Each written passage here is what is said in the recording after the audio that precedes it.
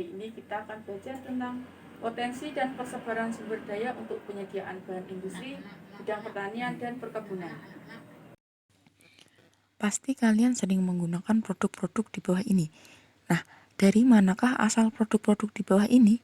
Hari ini kita akan belajar tentang potensi dan persebaran sumber daya untuk penyediaan bahan industri, bidang pertanian, dan perkebunan. Tujuan pembelajaran.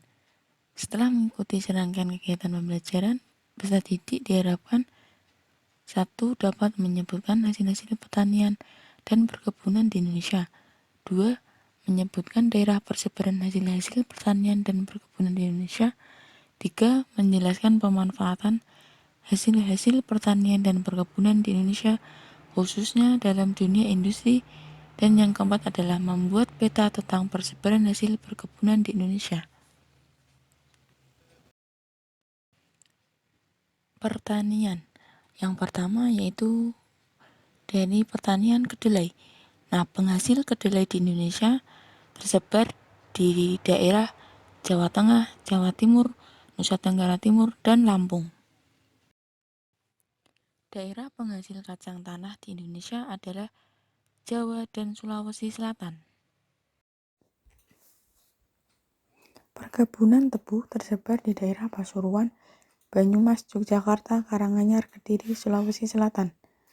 Perkebunan tebu ditanam di daerah yang ketinggiannya kurang dari 500 meter di atas permukaan laut, serta ditanam di daerah panas karena tanaman ini tidak tahan terhadap genangan air, serta ditanam di daerah yang memiliki suhu antara 20 derajat Celcius sampai 25 derajat Celcius. Perkebunan karet di Indonesia tersebar di daerah Jawa Timur, Jawa Barat, Langkat, Deli Serdang, Kisaran, Lampung, dan Nanggro, Aceh, Darussalam.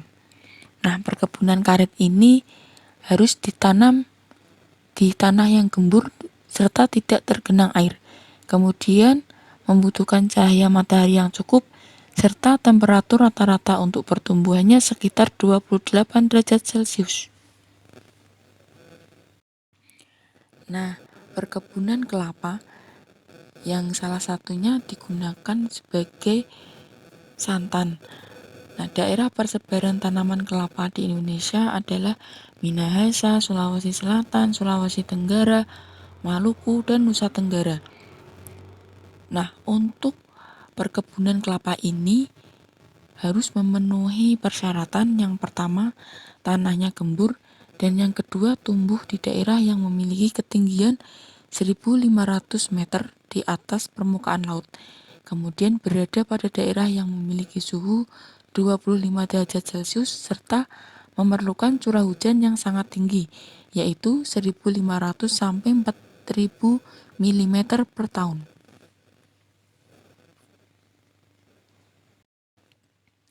Perkebunan kelapa sawit. Nah, perkebunan kelapa sawit ini biasa dimanfaatkan sebagai minyak kelapa sawit. Nah, minyak kelapa sawit ini bisa berbentuk minyak goreng.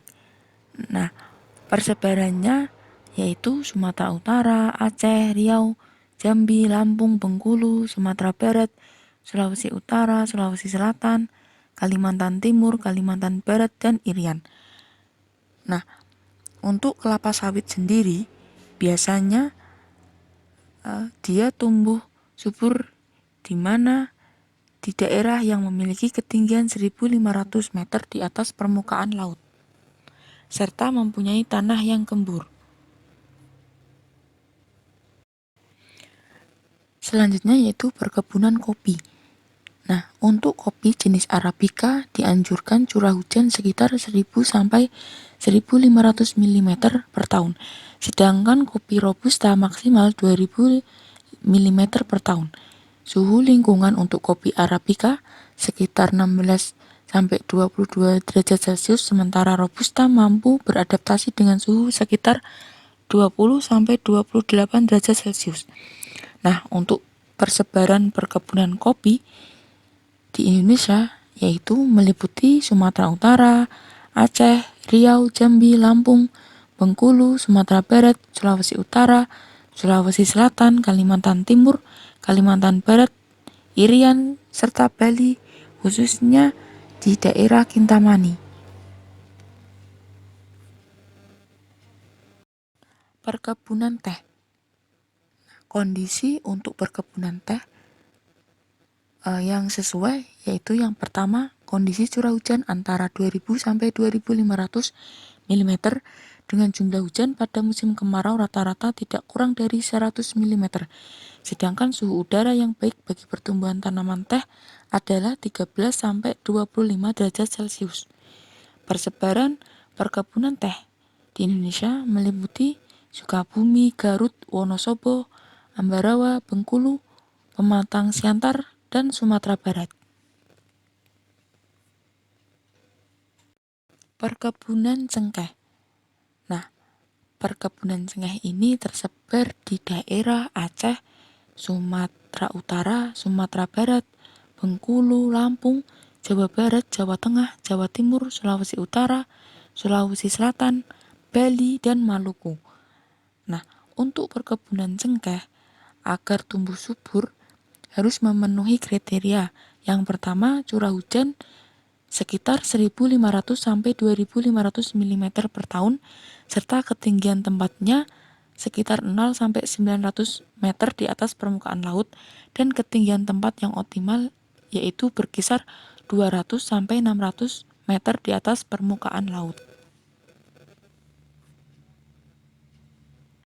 Perkebunan kapas. Perkebunan kapas ini tersebar di daerah Jawa Timur dan Nusa Tenggara. Nah, untuk perkebunan kapas ini memiliki kriteria. Yang pertama, curah hujan 700 sampai 1.500 mm selama 3,5 bulan, dan bulan kering mulai saat menjelang panen. Suhu udaranya 14 derajat Celcius sampai 30 derajat Celcius. Perkebunan coklat tersebar di Indonesia meliputi daerah Jawa Tengah, Jawa Timur, Sulawesi, Maluku, Nusa Tenggara, dan Papua. Perkebunan lada. Nah, lada biasa digunakan sebagai bumbu masakan. Perkebunan lada ini tumbuh baik di daerah dengan ketinggian 0 sampai 500 meter di atas permukaan laut. Tersebar di daerah Sumatera Selatan, Lampung, Bangka, dan Belitung. Perkebunan tembakau.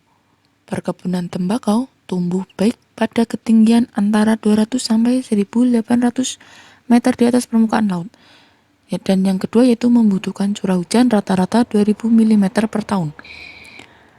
Tersebar di daerah Bojonegoro, Deli Serdang, Langkat, Garut, Pemalang, Karanganyar, Temanggung, daerah istimewa Yogyakarta, Jember, Kediri, Mojokerto, Bondowoso, Klaten, dan Medan.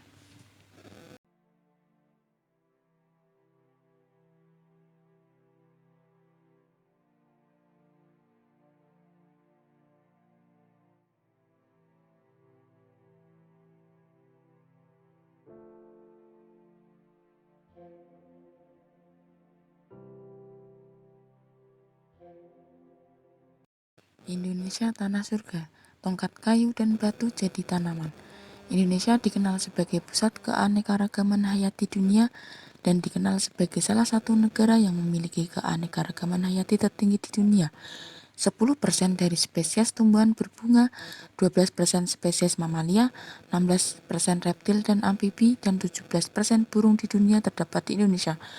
Meskipun luas daratan Indonesia hanya 13% dari total luas daratan di dunia, potensi sumber hayati berasal dari tumbuhan ada sekitar 40.000 yang terdiri dari 5.000 jenis jamur, 400 jenis tanaman penghasil buah, 370 jenis tanaman penghasil sayuran, 70 jenis tanaman berumbi, 60 jenis tanaman penyegar, dan 55 jenis tanaman rempah.